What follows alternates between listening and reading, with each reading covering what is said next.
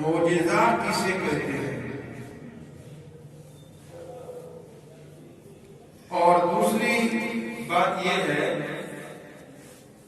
کہ اللہ تبارک و تعالی جل شانہ عزا اسمہ نے اپنے پیارے نبی صلی اللہ علیہ وسلم کو یہ معجزہ معراج کیوں عطا فرمایا ہے؟ یہ دو باتیں بنیادی طور پر ہیں، اسی پر ہماری گفتگو ہوگی۔ پہلی بات کو سمجھنے کے لیے یوں سمجھیے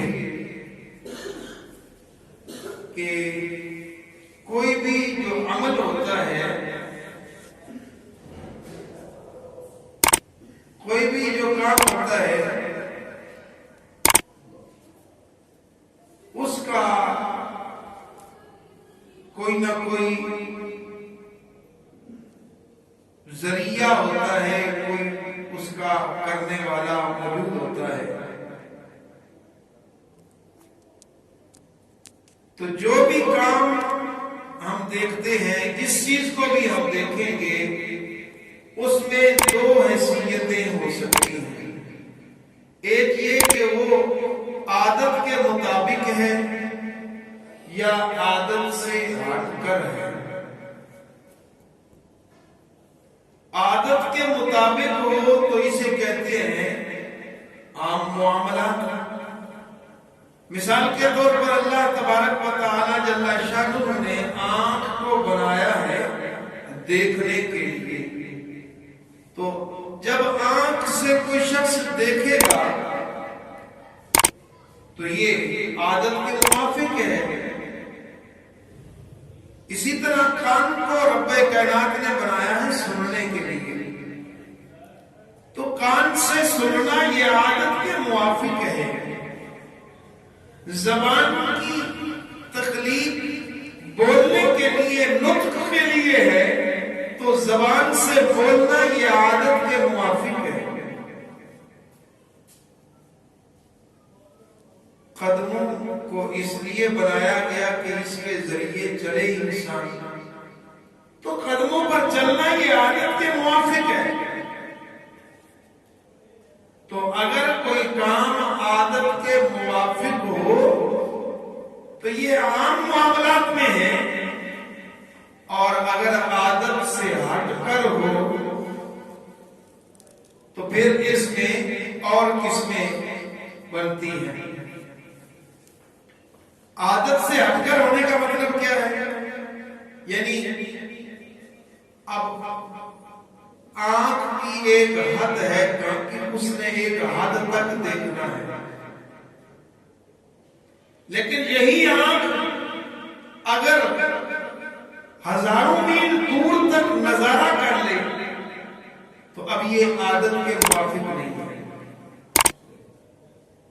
کان کی ایک حد ہے، ایک محدود آواز کو کان سن سکتا ہے، اب یہی کان دور سے کوئی آواز کو سن لے تو یہ عادت کے موافق نہیں ہے۔ تو اب سنیے کہ اگر وہ عمل عادت کے موافق نہیں ہے تو پھر اس میں دو حیثیتیں، دو قسمیں ہیں کہ وہ بالواسطہ ہوگا یا بلا واسطہ ہے، یعنی کسی انسان کے واسطے سے ہے یا کسی انسانی واسطہ کے بغیر ہے۔ اگر واسطہ کے بغیر ہو تو اس کو قدرت خدا بندی کہا جاتا ہے، اس کو آیت ربانی کہا جاتا ہے۔ مثلا اللہ تبارک و تعالی جل شانہ نے یہ ایک عادت بنا دی کہ انسان کی تخلیق کے لیے کہ ماں باپ ہوں گے تو ماں باپ کے وجود کے بعد آگے اولاد ہو سکتی ہے، لیکن اللہ رب القدوس نے حضرت سیدنا عیسیٰ علیہ السلام کو بغیر باپ کے پیدا فرمایا، بغیر باپ کے تخلیق فرمایا، تو عیسیٰ علیہ السلام کی تخلیق، آپ کا پیدا ہونا یہ قدرت خداوندی کا ظہور ہے، یہ رب کی قدرت کا ظہور ہے۔ آدم علیہ السلام کو مٹی سے پیدا فرمانا یہ رب کی قدرت کا ظہور ہے۔ حضرت سیدہ اما حوا رضی اللہ تعالی عنہا کو آدم علیہ السلام کی پسلی سے تخلیق کرنا یہ رب تعالی کی قدرت ہے، اس قدرت کا ظہور ہے۔ تو سمجھ محترم، اگر واسطہ نہ ہو تو اس کو قدرت کہتے ہیں، اور اگر واسطہ ہو تو پھر اس کی دو قسمیں ہیں۔ واسطہ ہو تو دو قسمیں ہیں کہ وہ مومن ہے یا کافر ہے۔ مومن ہے یا کافر ہے۔ اگر مومن ہے تو اس کی اور حیثیت ہے، اگر وہ واسطہ کافر کا ہے تو اس کی حیثیت اور ہے۔ اگر کافر کا واسطہ ہو تو پھر اس کی دو قسمیں ہیں کہ وہ مدعی نبوت ہے یا غیر مدعی نبوت، یعنی وہ نبوت کا دعویٰ تو کرتا ہے یا نہیں کرتا ہے۔ اگر کافر ہو اور مدعی نبوت ہو تو اس کا نام ہے اہانت، اور کبھی بھی کوئی بھی جھوٹا نبی اپنی مرضی کے مطابق خلاف عادت کوئی معاملہ اس سے سرزد نہیں ہو سکتا۔ جب بھی کوئی اس کے واسطہ سے کوئی خلاف عادت کوئی بات ظاہر ہوتی ہے تو اس کی مرضی کے خلاف ہوتی ہے۔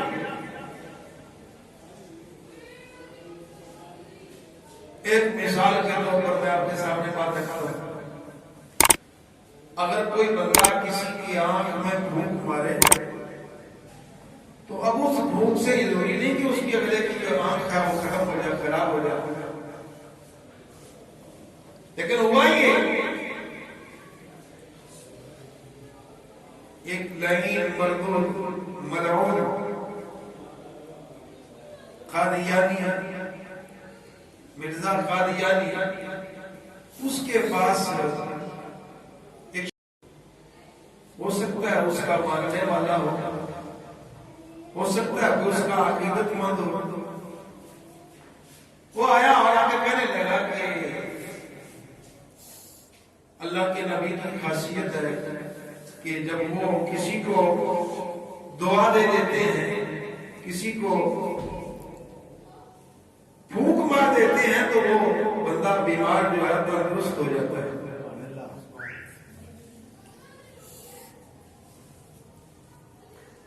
حضرت عیسیٰ علیہ السلام کی تو کہتے ہیں نا کہ میں مادرزاد اندھے کو شفا دیتا ہوں، بس کی بیماری والی کو شفا دیتا ہوں۔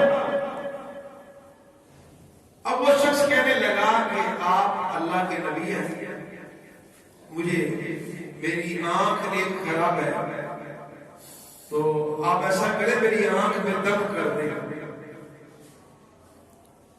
اب جیسے ہی اس نے دم کیا تو اس نے یہی سوچ رکھا تھا شاید کہ میں جب دم کروں گا تو میرے دم کی وجہ سے اس کی آنکھ ٹھیک ہوگی تو میرا نام بلند ہو جائے گا، میرا چرچا ہو جائے گا۔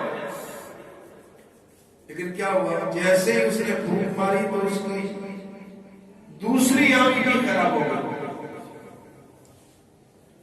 اس شخص کی دوسری آنکھ بھی خراب ہو گئی۔ اب اس کا نام کیا ہے؟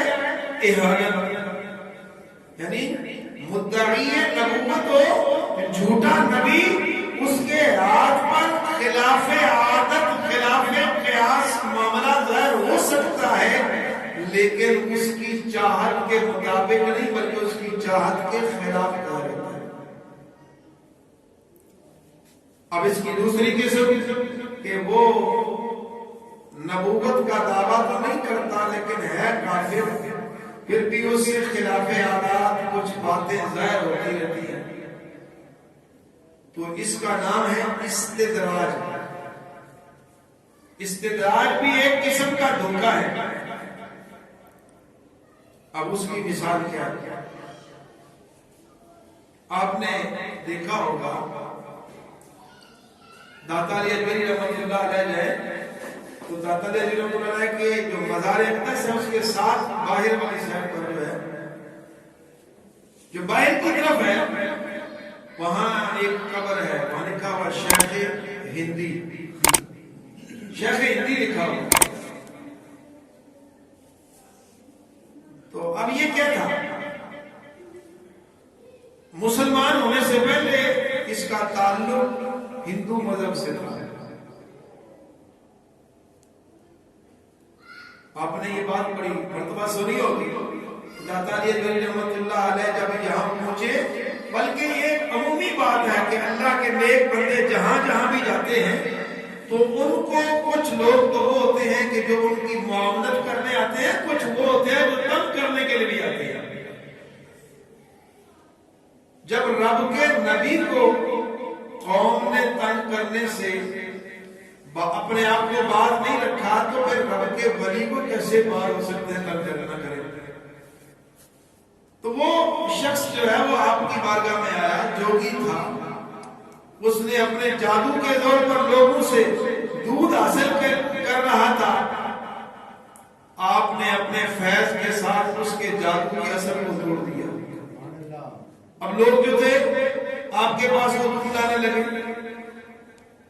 تو وہ ایک دن آ گئے آپ کے پاس، کہنے لگا کہ آپ کے پاس اگر کوئی طاقت ہے، کوئی کرتب ہے تو وہ دکھائیں۔ اور کیا کیا اس نے؟ ہوا کے اندر، خلا کے اندر اڑنے لگا۔ تو آپ نے فرمایا کہ میں تو کوئی کرتب شرتب نہیں دکھاتا، میں تو اللہ کا عاجز بندہ ہوں۔ اور اب وہ شخص ہوا میں اڑنے لگا۔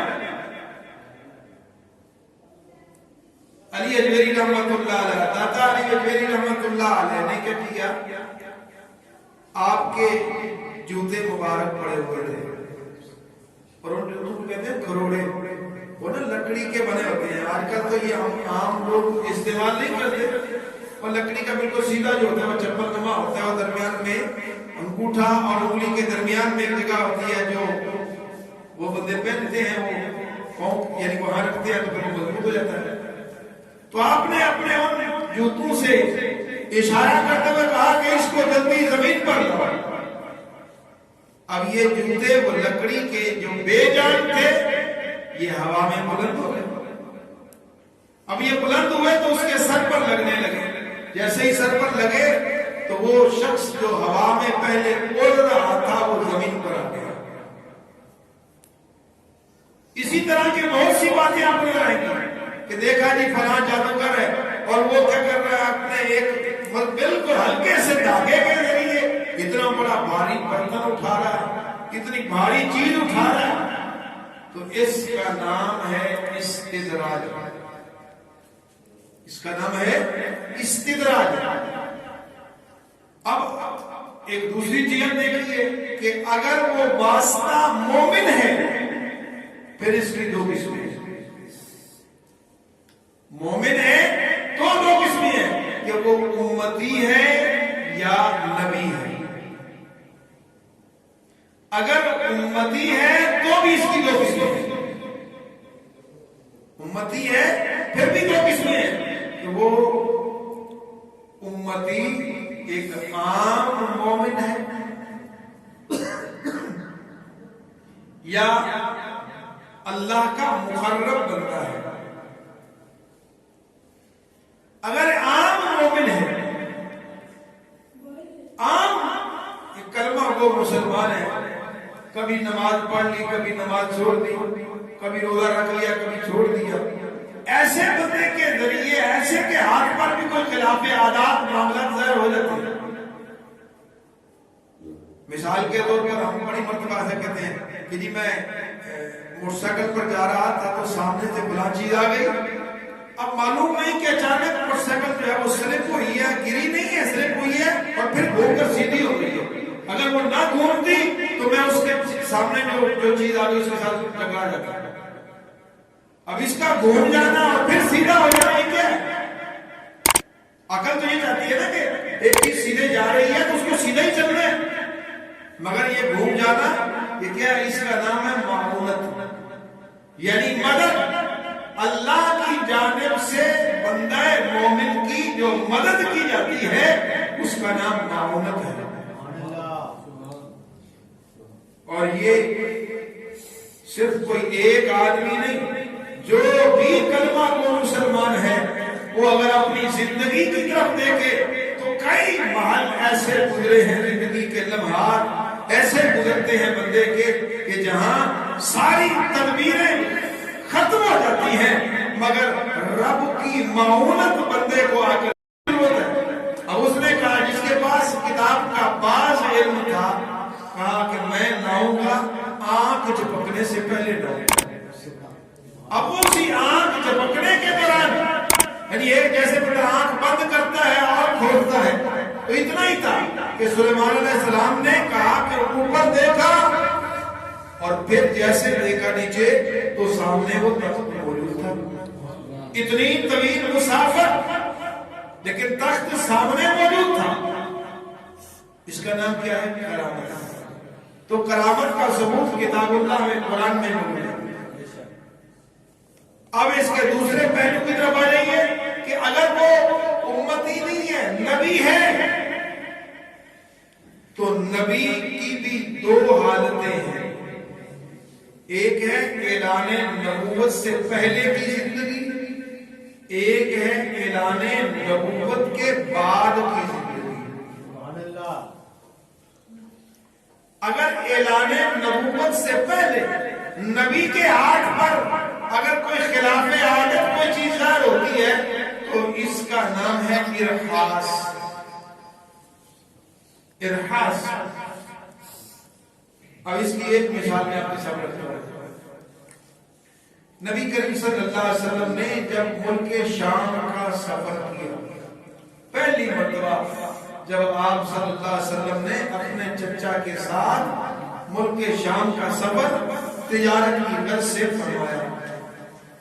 یہ وہ زمانہ ہے، اعلان نبوت سے پہلے کا زمانہ ہے.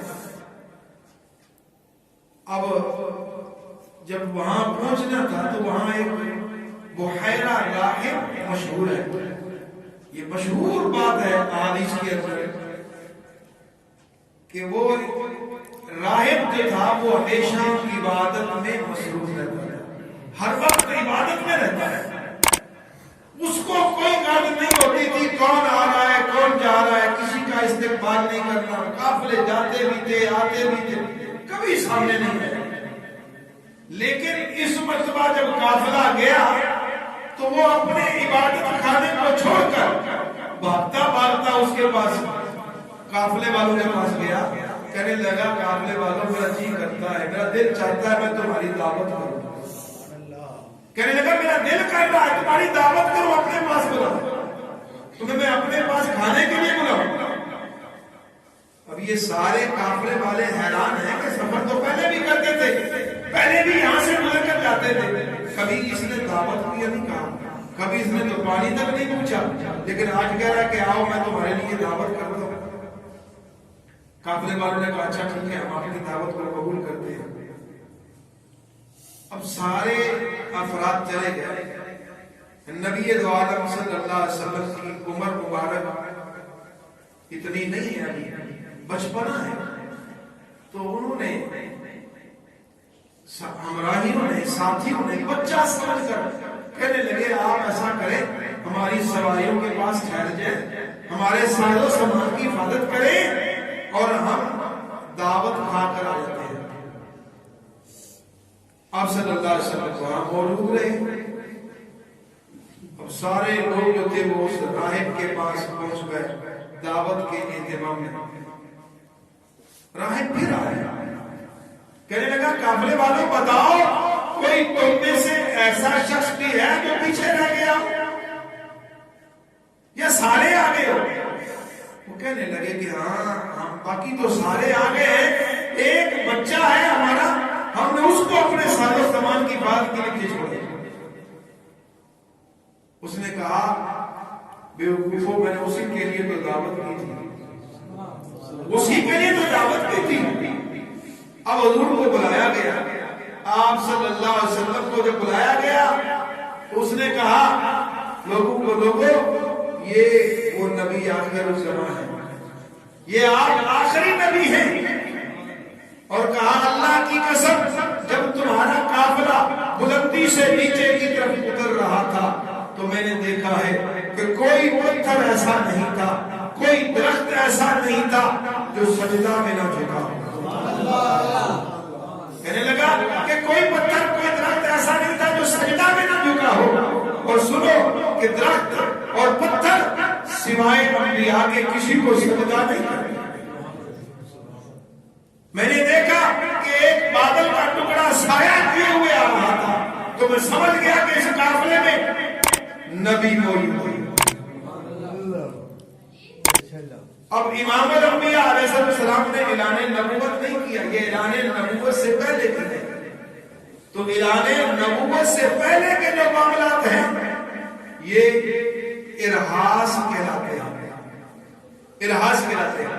और ऐलान नबूवत के बाद जब कोई खिलाफे आदत कोई चीज जाहिर हो तो इसका नाम है मौजिजा, इसका नाम है मौजिजा। मौजिजा कहते हैं उस चीज को कि जो इंसान को आजिज कर दे, बंदे की अकल को आजिज कर दे, अकल वहां तक रसाई ना कर सके। इसलिए मौलाना रूम रहमतुल्लाह अलैह फरमाते हैं, फरमाया अक्ल रा कुर्बान कुन बपेशे मुस्तफा, यानी अकल को इस्तेमाल करो, अपने जाती मामलात में अकल को इस्तेमाल करो, अपने माली मामलात हो अकल को इस्तेमाल करो। जब जाते मुस्तफा की बात आ जाए, जब हुजूर की बात आ जाए, फिर वहां अकल अगर हासिल कर ले, अकल में बात आ जाए तो जी बिस्मिल्लाह, अगर ना आए तो अकल रा कुर्बान कुर्बा पेशे मुस्तफा, फिर अकल को वहां कुर्बान कर देना चाहिए। तो ऐलाने नबूवत के बाद जो नबी के हाथ पर जाहिर हो उसको मौजिजा कहते हैं। और मेरे और आपके प्यारे नबी सल्लल्लाहु अलैहि वसल्लम, रब ने जितने मौजिज़ात दीगर अंबिया को अता फरमाए हैं, उन तमाम मौजिज़ात का, यानी उन तमाम का एक मजमुआ हुजूर को अल्लाह ने अता फरमाया। एक नहीं, दो नहीं, जितने मौजिज़ात सारे नबियों को दिए हैं वो उनका मजमुआ हुजूर की जात का है। अगर मैं तकाबुल करने लग जाऊं तो बात यही रहेगी। मैं मुख्तसर अर्ज करता हूं, मुख्तसरन कि हजरत ईसा अलैहिस्सलाम बचपना है, बचपना है। और आप क्या करते हैं, पंगूड़े में ये बात कहते हैं कि लोगों मैं अल्लाह का रसूल हूं, अल्लाह ने मुझे किताब दी है, अल्लाह ने मुझे किताब दी है। और हज़रत ईसा अलैहिस्सलाम की गवाही देते हैं, कब? अपनी वालिदा की इस्मत को साबित करने के लिए, बताने के लिए। इधर इमाम अल-अंबिया अलैहिस्सलातु व तस्लीम, आप की जात नहीं बल्कि आपकी आलिया मुहतरमा के बारे में मुनाफिकीन ने कोई बात की, नाजेबा बात की, कोई बहतान लगाने की कोशिश की, तो फिर क्या हुआ? रब्बे कायनात ने गवाही दी 18 आयात को नाज़िल फरमाकर। मूसा अलैहिस्सलाम पत्थर पर अपना असा मारते हैं तो पत्थर से पानी जारी हो जाता है। पत्थर से पानी का जारी हो जाना अगरचे मुश्किल जरूर है लेकिन नामुमकिन नहीं है। हम देखते नहीं बड़े बड़े पहाड़ों से चश्मे जारी हैं, दरिया निकल रहे हैं, नहरें निकल रही हैं, लेकिन اللہ کے نبی صلی اللہ علیہ وسلم کہ صحابہ کرام کے پاس پانی ختم ہو جاتا ہے، حضور کی بارگاہ میں التجا کرتے ہیں یا رسول اللہ پانی ختم ہو گیا۔ اللہ کے نبی نے فرمایا پھر ایسا کرو جو تمہارے مشریزوں میں کوئی قطرات پانی کے ہوں وہ لے کر آؤ۔ وہ سارے قطرات ٹپکائے ایک پیالے میں رکھے، جمع کیا، وہ پیالہ آپ کی بارگاہ میں لائے۔ حضور نے اپنا ہاتھ مبارک اس پیالے میں رکھا تو پانچوں انگلیوں سے پانی کے چشمے جاری ہوئے۔ اب پتھر سے پانی کا نکلنا ناممکن نہیں ہے، ممکن ہے، لیکن ہاتھ سے پانی نکلنا۔ اب اسی طرح اگر ہم دیکھتے گئے جتنے انبیاء کرام کو معجزات عطا کیے ہیں رب نے، وہ سارے معجزات رب نے اپنے محبوب کو عطا فرمائے۔ اسی لیے کہنے والے نے کہا حسن یوسف دم عیسیٰ ید بیدا داری، حسن یوسف دم عیسیٰ ید بیدا داری، آنچے خوبا تو تنہا داری۔ تو میرے دوستو اب ایک اور نظریے سے، ایک اور طریقہ سے اسی بات کو سمجھا جاتا ہے۔ ہم نے دیکھا ہے کہ بھینس کا، گائے کا ایک دودھ نکالتے ہیں، اللہ کا نور ہے۔ اب یہ مختلف کیفیتیں اس کی تبدیل ہوتی ہیں۔ کبھی وہ اس کو گرم کرو اور پھر اس میں جاگ لگا دو تو وہ دہی بن جاتا ہے۔